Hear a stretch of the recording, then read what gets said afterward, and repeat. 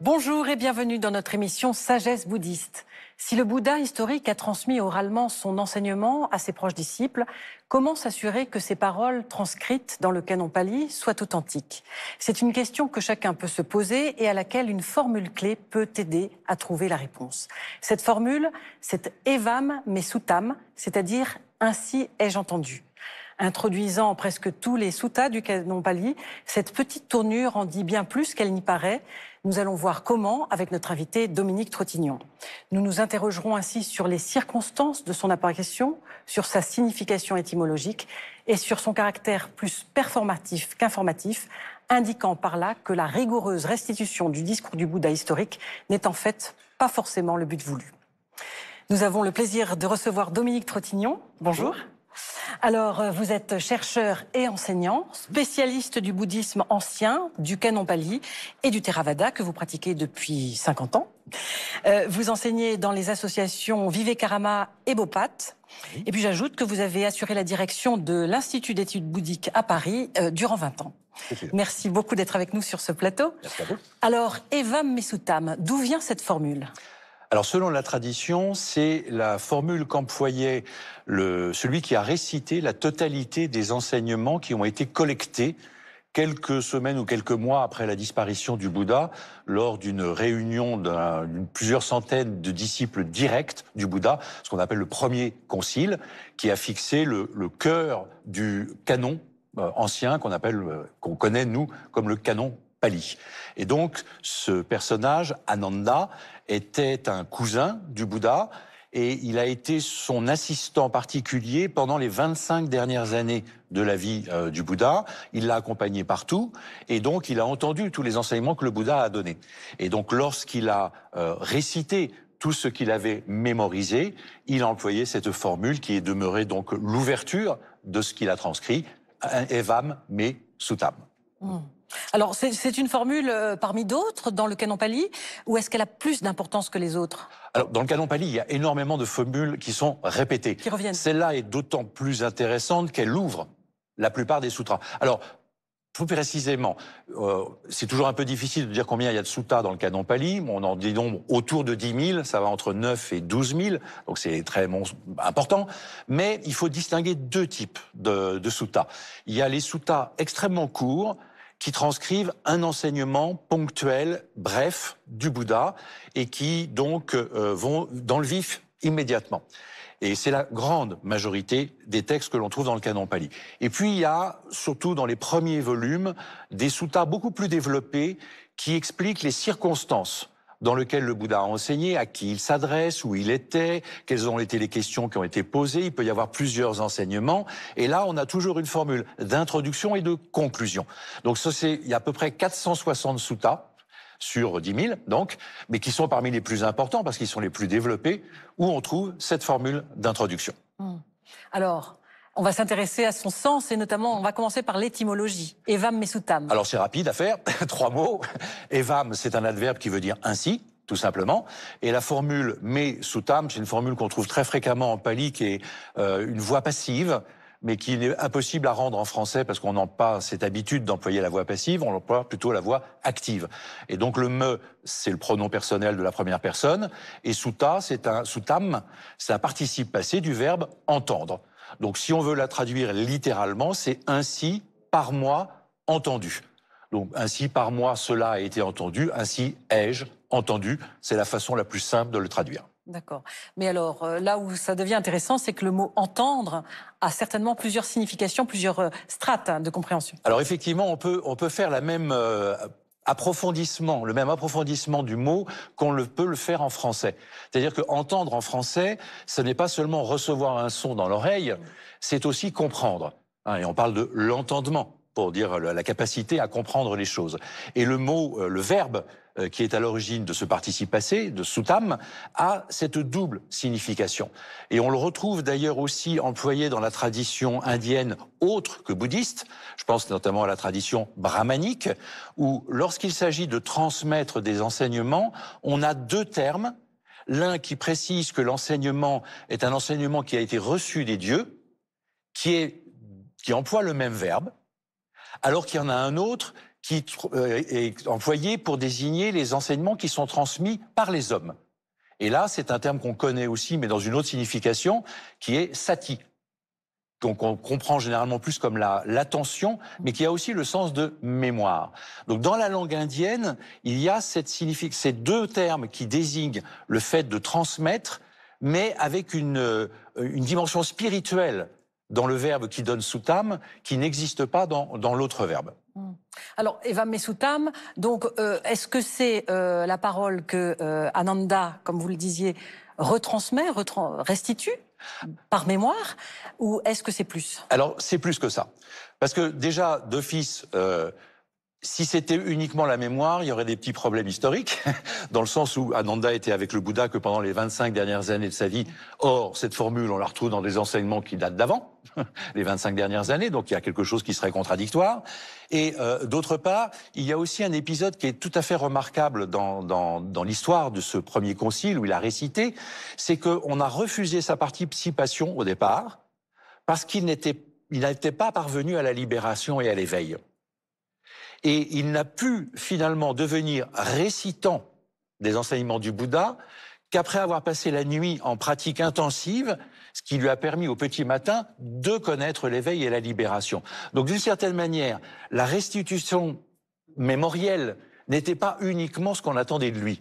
On attendait de lui qu'il transmette aussi peut-être quelque chose de plus. Et quand on rajoute cette idée, cette anecdote à l'idée que le verbe évoque dans la tradition brahmanique quelque chose qui vient de spirituel, qui a une origine spirituelle, ça montre que le terme est un peu plus qu'une simple mémorisation. Ça veut dire que cette formule ne dit pas que c'est la restitution authentique? Alors, ça dépend ce qu'on entend par authentique. C'est ça qui est important peut-être de comprendre, c'est que l'authenticité des enseignements du Bouddha, c'est une question qui va être abordée dans l'histoire du bouddhisme, notamment aux alentours de l'ère chrétienne, quand il va y avoir l'apparition du Mahayana. Et on s'est interrogé à l'époque sur qu'est-ce qui peut être considéré comme parole de Bouddha, Buddha Vachana. Et donc, indépendamment du fait que c'est été prononcé par le Bouddha historique. Et c'est un petit peu, je pense, comme ça qu'il faut comprendre cette formule de Evam Messutam. C'est-à-dire qu'en fait, elle annonce un enseignement qui a la qualité d'un enseignement du Bouddha, mais qui n'est pas forcément une retranscription exacte. C'est pas un enregistrement au sens radiophonique. On transmet une expérience et le support oral qui permet une expérience. Je pense que c'est comme ça qu'il faut comprendre cette formule. Sinon, il y aurait une autre formule peut-être, pour dire plus simplement... Le Bouddha a dit, tout simplement. Effectivement, alors ce qui est intéressant aussi, et je l'ai souvent évoqué dans mes interventions, y compris ici, tous les suttas importants précisent les circonstances dans lesquelles le Bouddha enseigne. Et il y a toujours un public particulier. L'enseignement est toujours adressé à une personne précise ou un groupe de personnes précises. Et on retrouve justement cette importance de la circonstance, des conditions dans lesquelles l'enseignement a été donné, annoncé par l'introduction, mais aussi dans la conclusion. Parce que la conclusion, généralement, de ces suttas développés où il y a cette introduction Evam Messutam, se termine par une formule qui dit « alors la personne décide de devenir un adepte, décide de s'engager dans la pratique, ou devient un entré dans le courant, qui est une étape fondamentale dans le chemin, ou atteint la libération et devient ce qu'on appelle un narant.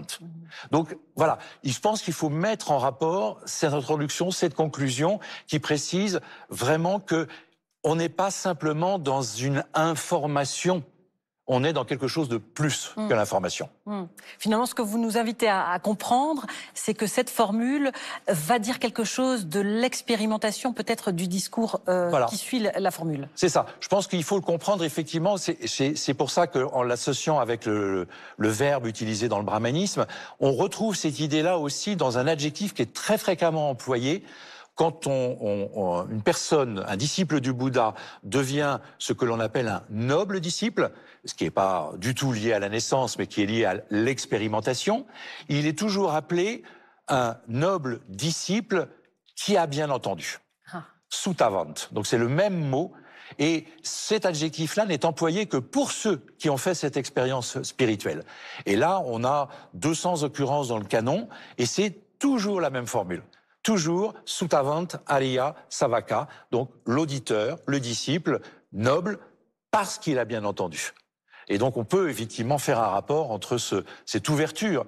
J'ai bien entendu, j'ai entendu cela, je l'ai expérimenté, donc je ne le transmets pas uniquement dans la lettre, mais je le transmets aussi dans l'esprit. C'est-à-dire qu'il va transmettre quelque chose, un discours qui va être efficace. Est-ce que vous pouvez nous dire ce que ça représente? Oui, le terme d'efficace est extrêmement important parce qu'il est au cœur de l'enseignement du Bouddha. Le Bouddha dit toujours, je ne vous ai pas enseigné tout ce que je savais. Je vous ai enseigné uniquement ce qui était utile.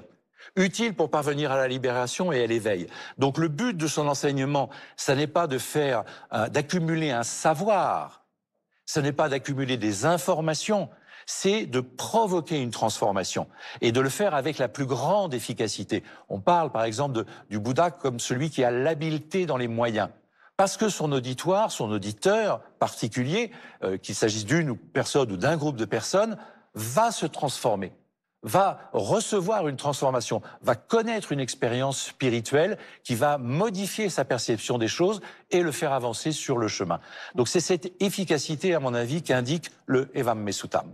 Et qui indique aussi, finalement, que ce qui va être annoncé à la suite de cette formule, c'est quelque chose qui va nous faire agir, peut-être performer, comme oui, vous dites, plus que d'être informé. Voilà, c'est-à-dire qu'il ne faut pas considérer ces suttas qui s'ouvrent par cette formule, ni comme des conseils de pratique, mais comme des pratiques elles-mêmes. L'écouter est en soi une pratique. Et le but de cet enseignement, c'est pas de donner, encore une fois, un savoir, ce n'est pas une information, mais c'est pour transformer l'auditeur, pour, en quelque sorte, provoquer une sorte de court-circuit dans ses habitudes mentales et lui faire voir les choses autrement, le convertir, on pourrait dire. Et c'est souvent la conclusion d'ailleurs de ces suttas, où les personnes se convertissent, deviennent des disciples du Bouddha, ou passent de l'état d'être ordinaire non instruit à noble bien instruit, ou de noble bien instruit à Bouddha, en connaissant l'éveil. Donc c'est vraiment à chaque fois des discours qui font basculer l'auditeur. Est-ce que c'est pour cela, du coup, qu'on a affaire à des milliers de récits apocryphes, finalement, autour du discours fondamental du Bouddha? Alors c'est vrai que cette formule, elle ne se retrouve pas que dans le canon Pali. On la retrouve aussi dans les grands sutras du Mahayana. On les retrouve même en ouverture de certains tantras, et donc de littérature qui est beaucoup plus tardive. Donc ça n'a pas ce caractère, le caractère d'authenticité qui est important pour les bouddhistes, finalement, ce n'est pas l'authenticité historique. C'est l'authenticité de l'efficacité. C'est-à-dire que les enseignements qui sont transmis doivent faire l'œuvre de Bouddha. Or, ce que le Bouddha faisait, c'était de transformer les êtres. Et donc, ces textes, ces enseignements qui sont transmis doivent eux-mêmes être transformateurs de leurs lecteurs ou de leurs auditeurs. Et c'est ça. Donc finalement, tout texte qui respectera les grands thèmes de l'enseignement du Bouddha et qui pourra susciter cette transformation chez le lecteur ou l'auditeur, mérite d'être considéré comme parole de Bouddha, quelle que soit l'époque à laquelle ils sont écrits, et mérite de débuter par cette formule « Evamme Suttam ». Ainsi ai-je compris. Ce sera le mot de la fin. Merci infiniment, Dominique Trottignon, de nous avoir éclairé sur cette formule d'introduction. Avant de nous quitter, voici quelques propositions de lecture. Le silence du Bouddha et autres questions indiennes de Roger-Paul Droit aux éditions Hermann. L'auteur propose ici d'aborder le bouddhisme par le prisme de la philosophie avec les notions clés de l'impermanence, l'absence de moi ou encore l'interdépendance. Et puis, Initiation au bouddhisme de Guillaume Ducœur chez Ellipse. L'auteur nous fait découvrir le Bouddha historique et explique comment sa figure canonique a été construite au fil des siècles. Voilà, c'est la fin de notre émission. Merci de l'avoir suivie. Vous pouvez la retrouver sur la plateforme France.tv. Excellent dimanche à tous et très bonne semaine. Merci.